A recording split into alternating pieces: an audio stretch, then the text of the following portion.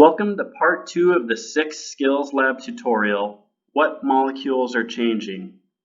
Today I'll be covering component analysis, specifically PCA and PLSA.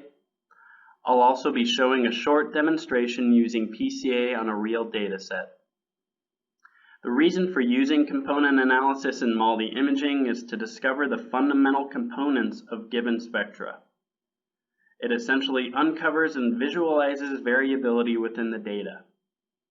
Importantly, this method of analysis does not rely on labeling of dataset elements, but allows for automated extraction of underlying trends that may not be obvious at first glance. So this tutorial will focus mainly on PCA, though I will quickly cover some general aspects of PLSA as well as a comparison of the two methods. Principal component analysis, or PCA, is the most widely used component analysis method. Its operation can be thought of as revealing the internal structure of the data in a way that best explains the variance in the data. It essentially determines the fundamental components of the given spectra and maximizes the variability for each component. The components are arranged so that the first component has the largest variance, and each succeeding component's variance is smaller than its preceding components.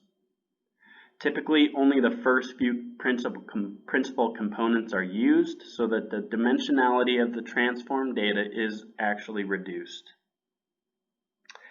It's through this process that PCA is able to uncover and visualize variability within the data that's not obvious otherwise. The way we visualize this variability is through two plots, known as the scores and loadings plots. So here you can see an example of the scores plot on the right.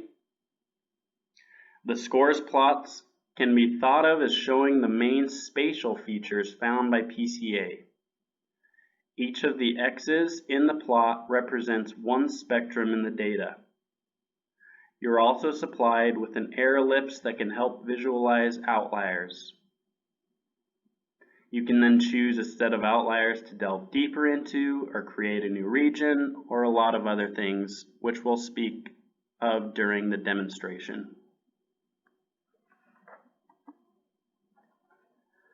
Now you can see an example of a loadings plot. The loadings plot will display the main spectral features found by the PCA. Each mark in the plot corresponds to a certain m/z interval.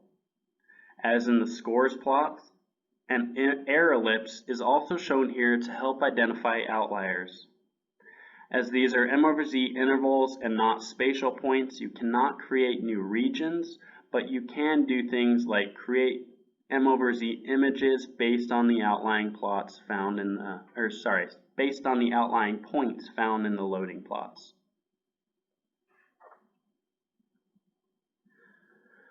Now the second type of component analysis that I'll cover is PLSA, or probabilistic latent semantic analysis. PLSA can be thought of in slightly different terms than PCA, where spectra can be considered highly complex mixtures of what is essentially basic ingredients. The question is, can we decompose that complex mixture into its fundamental components?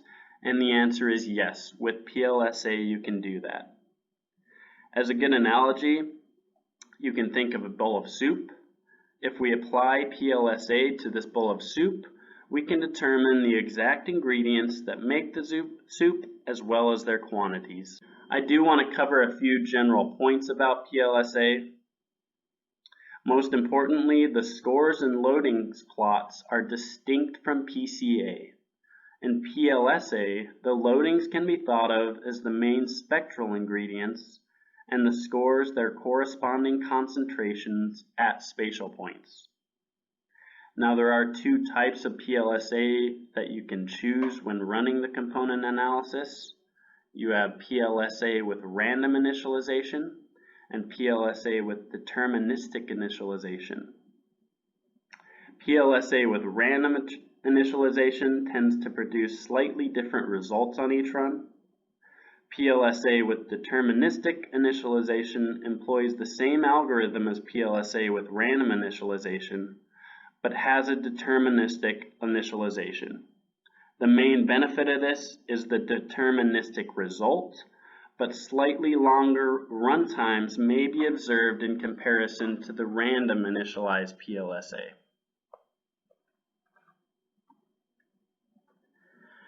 Now we can compare PCA and PLSA as simply as possible.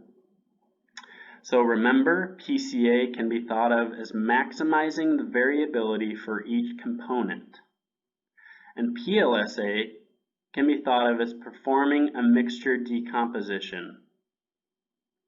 One important advantage of PLSA over PCA is that both score images and loadings can be interpreted in terms of mass spectra intensities.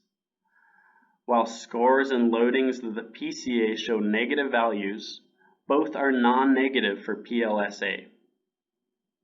The results of PLSA can therefore be interpreted as spatial tissue components and their corresponding mass distribution in the tissue component. Okay, so we're going to jump right into a demonstration now. As I mentioned, I'm going to be showing PCA today. If you're interested in PLSA, the procedure is nearly identical, so this will still be helpful. You'll see here I already have a data set loaded. In this case, we're looking at a rat kidney. If you need help loading data, refer back to tutorial 1. You also must have a peak list available. If you need a refresher on creating a peak list, refer to tutorial 2. So component analysis can be found in the Tools menu. Once you select it, you're met with this familiar page that asks you to define a set of parameters. So we'll start at the top and work our way down. First, you have normalization. This defines which normalization should be used for the spectra. By default, there are 3 types of normalization available for profile data. You have total ion count, median, and root mean square. For centroid data, only the TIC and RMS normalizations are available.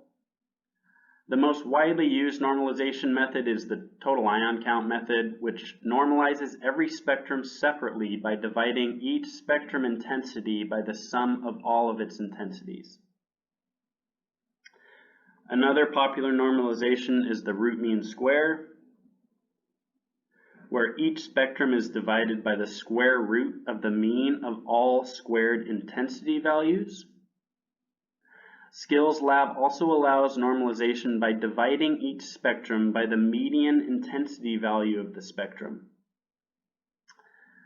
Again, the median normalization is not available for centroid data. So we'll go ahead and select total ion count. Next is the regions, which denotes the common region selector. This is basically where you select which regions you want to analyze. In our case, we'll select all of them. You can choose to work on all individual spectra within the region, or to calculate the component analysis only on the mean spectra or skyline spectra of the selected regions by selecting Work on All Mean Spectra or Work on All Skyline Spectra. The peak list specifies the peaks to be used to calculate the component analysis. In our case, it's all of them. The denoising field specifies whether a spatial denoising should be applied before computing the component analysis. We will select weak here. This is something you can experiment with. The method defines which of the algorithms is applied. So you have your 2 PLSA methods and PCA, which we'll select today. Next is scaling, and this is only applicable when the method PCA is selected, and this denotes whether the input data should be scaled by selecting the scaling method before calculating the PCA. So 5 scaling options are available. You have none, where the data is not scaled in advance. You have unit variance scaling, where the values of each bucket are mean-centered and divided by the standard deviation of the bucket. You have level, where the values of each bucket are divided by their mean. Pareto, where the values of each bucket are mean-centered and divided by the variance of the bucket. And min-max, where the values of each bucket are scaled to the fixed range 0 to 1. So this scaling transformation ensures that all of your data has comparable features. With peaks of different intensity, variability in the data is often masked by high intensity peaks, and the PCA is dominated by peaks with peaks having the highest intensity. Comparable features often identifies M/Z values of general low intensity having a high influence on the variability of the data.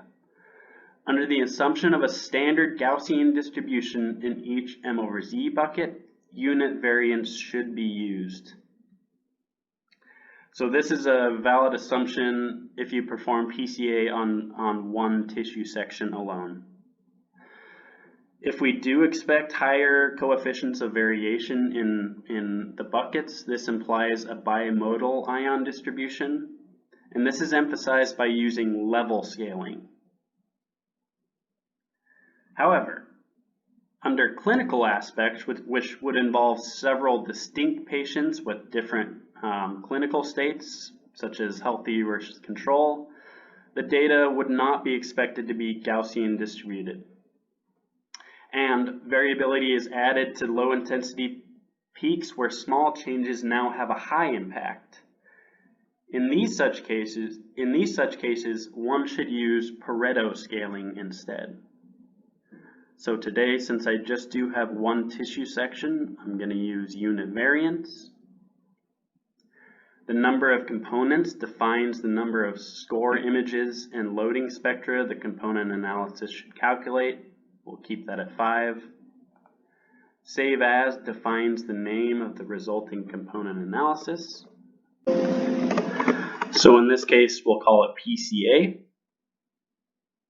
And as soon as we confirm our parameters, the task does begin calculating in the background. So if you navigate to the Task tab, you can see it calculating. Once the task is complete, you'll get a notification. Thank you for watching. Please open Tutorial 6C, Component Analysis, to continue.